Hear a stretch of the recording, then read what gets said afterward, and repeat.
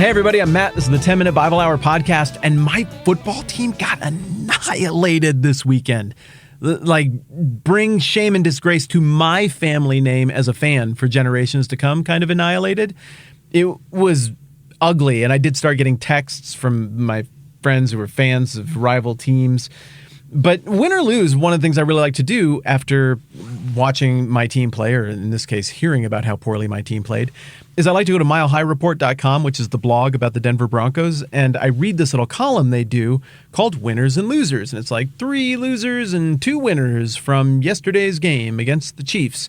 And they go through and they're like, hey, these 3 guys blew it and got things wrong, and these 2 guys got some stuff right, and they're showing optimism and promise. And what I like about it is that it's just a very honest assessment of where the team is at.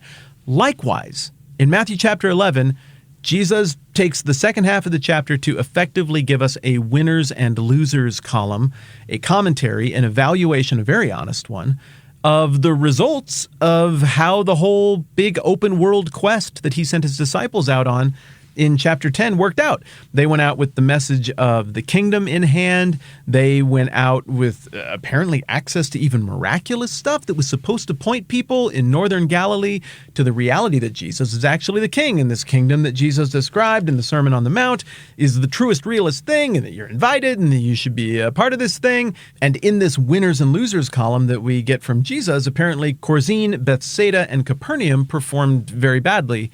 They saw the stuff and they just missed it, and Jesus has some pretty harsh things to say about them in the first half of this winners and losers column. But in the second half of the winners and losers column, well, he gets into the winners. And it transitions in Matthew 11:25, where it says, "At that time, Jesus said, 'I praise you, Father, Lord of heaven and earth, because you've hidden these things from the wise and learned and revealed them to little children. Yes, Father, for this was your good pleasure.'" There's an interesting little linguistic cue here that I want to talk about before we get into the actual stuff Jesus said, that Matthew uses when he says "at that time." Sometimes Matthew gives us very straight chronological cues to say Jesus was in this house, then he walked outside, and this other thing happened.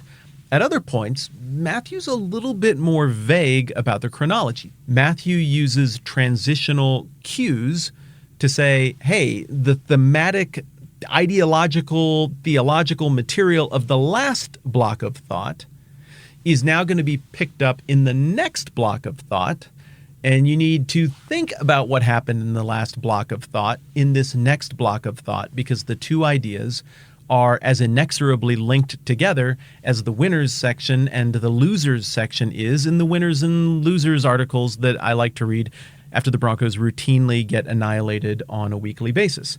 So the phrase "at that time," according to somebody I know who is miles better than me at the original Greek language being employed here, could also be translated as "it was about that time" or "around that time." But my understanding is that the literal phraseology of "it was about that time" is not the most important thing here. The most important thing is to notice that the way Matthew uses that phrase, it's as connective tissue between 2 parts of the same idea, or 2 contrasting things that you have to think of together, again, like the winners and losers. So we can't think of what is happening from verse 25 on its own. It has to be thought of in contrast to what it looks like to miss the message of the kingdom that we looked at with all the woe to you, Chorazin and Bethsaida and all of that last week.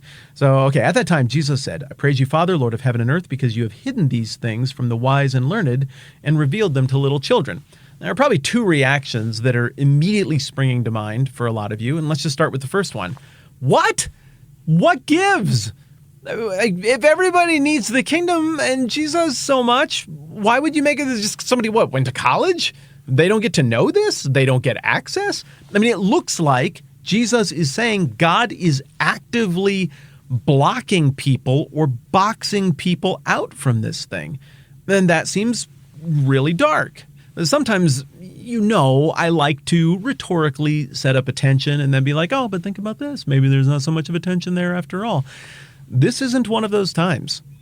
It is just fine if you find it troubling that God, even though he is master of all things, sovereign of all things, in charge of everything, as he is held out by the text, it's just fine for you to look at that and be like, no, I don't like that. I don't like the idea of God opening the eyes of some And then implicitly, it can be assumed that he did not open the eyes of others. Or explicitly, it could even be like what Jesus is saying here, that God somehow actively hid these things from the wise and learned, but revealed them to the little children. Now, look, nothing against little children. I think we're all for the little children.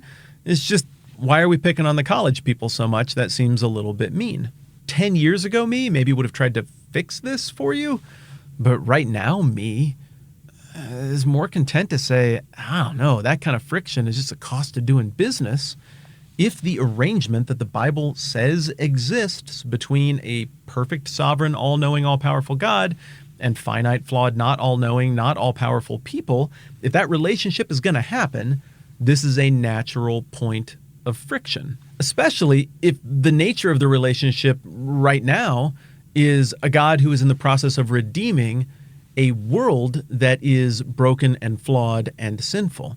Now, this passage is going to rub us a lot more the wrong way if we come at it with the theological assumption that people are good, that people maybe at times have problems, but that's all born out of ignorance, no abiding, deep, material, sinful flaw in the heart of humans. It's just all people are basically good, and this is mean because God is not giving access to something that everyone should have equal access to. But if you go with what I think is the more biblical read on the nature of humankind and the human situation, the human condition, maybe the passage isn't quite as shocking. The more biblical read is everybody's pretty screwed up. It's not just like, oh, if I knew a few more things, I'd be good. Like, no one is good, not even one. I'm not saying that people don't ever do something redemptive or good. I'm not saying I don't like other people or don't like myself. But again, just looking at the biblical text, it certainly advances the idea that people exist in a state of disaster, a state of judgment, a state of fallenness. And that if God is opening the eyes of somebody to this thing, that would be a proactive act of grace. So maybe it's a little less shocking when we consider that what's happening here is not that God is keeping people out of something they are entitled to, but rather that God is opening the eyes of some who, by world standards, aren't that impressive, but by kingdom standards are exactly the kind of people who were celebrated under the values of the kingdom. I think it's perfectly valid for both the person who says, yeah, I think there's a God and there's a God behind the Bible, or for the person who says, I don't think there's any God, but this is a really interesting philosophical thought exercise to work through what the Bible teaches. I think for either of those parties to look at this and say, I don't know, I think it would have been cooler if God was just like, I declare universal amnesty for everyone, for everything, whether you sign up or not, whether you like me or not, whether you follow me or not. But that isn't what the text teaches. What the text describes is a God who is holy and flawless and perfect, and who is in the process of redeeming, not just placing his friendly words of affirmation upon, but redeeming, like fixing, like scrubbing the yuck and brokenness and fallenness off of stuff that is mired in sin and yuck and a state of total desperation. And once again in this passage, we run into the old, you can't have the tiger without the claws maxim. A God who is perfect enough and powerful enough to redeem that which is broken must also be a God of such tremendous power and who is so different from us and above those of us who need the rescuing that when you really look at that power and authority and the implications of it, it's going to be kind of freaky, the same way you would admire the beauty of the tiger, but you don't really get the tiger without the claws. The power is part of the equation as to what makes the tiger awe-inspiring. And last thought here on that discomfort that some of us might feel at the idea of God closing the eyes of some and opening the eyes of others. Just bear in mind that in verse 26, he wraps up saying, "Yes, Father, for this was your good pleasure." For you and me, and for human theologians throughout history, some of us are really troubled by this, and we've really wrestled with how to reconcile God's sovereignty and his power and his tigeriness with the way we feel about ourselves and what we imagine to be just or right from a human perspective. But Jesus isn't anticipating that argument here at all. He doesn't feel the pressure of that argument. He's not apologizing for the way his father has handled his business. He's saying, praise to you, Father. Yes, Father, for this was your good pleasure. Not even just a necessity that the father would behave in such a way, but his good pleasure. This is what he wanted. This is how he wanted to do it. Now, look, if that's the getting off point for some of us where we're like, I don't like a God like that. I'm not in charge. I didn't write the Bible. I don't own it. Like, I'm not even sure I read all of it right. I'm trying real hard, but I don't know. We're gaming it out together. I understand that might be the getting off point for some people. But if we really are dealing with the sovereign of everything who is right about everything and all powerful, and we see that that being is not at all troubled by how that being has behaved in response to human brokenness and sin, then maybe we stay in a little bit longer and see how this thing unfolds. Because there is a flip side to it. And the flip side is that once we get past the potential troublingness we just talked about, we get into, again, a repetition of the beauty of the values of the kingdom. I mean, think about the upside downness of this. The completely harmless, unimpressive, not that valued by society little street urchin is celebrated here and given access to the kingdom. Remember, given access to the kingdom doesn't just mean you can sneak inside the gates and be a street urchin inside the kingdom. If you're in the kingdom, you are transformed from whatever you were to a child, a son, a daughter, an heir, an agent, an ambassador of the kingdom, salt and light, a preservative with a role and responsibility. There are no street urchins in the kingdom. Everybody is an heir, a valued citizen who has that value because that value's been conferred on them by the actual king of the entire kingdom. And so the uppity, the impressive, the well-educated, the elite, the people who get celebrated and get rich in world kingdom values, not so here. No, we shouldn't be that startled by what Jesus is saying at all here in the second half of the winners and losers column. Rather, we should say, well, if you read the Sermon on the Mount, this is exactly in keeping with it.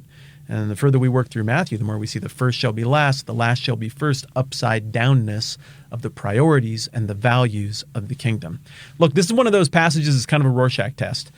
Some people of goodwill and intellectual honesty are going to come to this passage, and what they're going to see in that ink blot is a great big hang-up about the character of God and his power and authority to judge and whether or not they think that is just. Other people are going to come to this passage, and they're going to look at the ink blot, and they're going to be like, look at the beautiful values of that kingdom.